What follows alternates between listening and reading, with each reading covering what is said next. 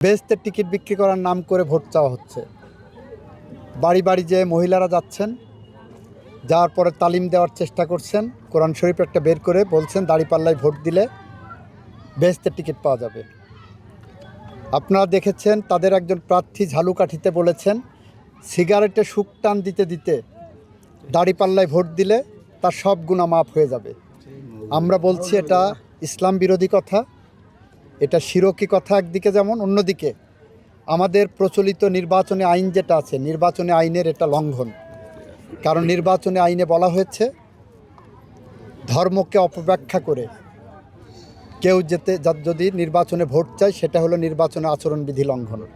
আমরা তার বিরুদ্ধেও কথা বলছি। আমাদের বার্তা খুবই সুস্পষ্ট। আমরা সন্ত্রাসের বিরুদ্ধে, আমরা মাদকের বিরুদ্ধে, আমরা রক্তপাত, হানাহানি, প্রতিহিংসার বিরুদ্ধে, আমরা শিক্ষার পক্ষে, স্বাস্থ্যের পক্ষে, উন্নয়নের পক্ষে, আইনের শাসনের পক্ষে, নারীর পক্ষে। আমরা বাংলাদেশের নবজাগরণের পক্ষে, বাংলাদেশের উন্নয়নের পক্ষে, আমরা পরিবর্তনের পক্ষে, আমরা একটি সাস্টেনেবল বাংলাদেশের পক্ষে। সেই মহাসড়কে আমরা হাঁটা শুরু করেছি তারেক রহমানের নেতৃত্বে। আমরা তারেক রহমানের একজন ভ্যানগার্ড, সেভাবে আমরা হেঁটে চলেছি।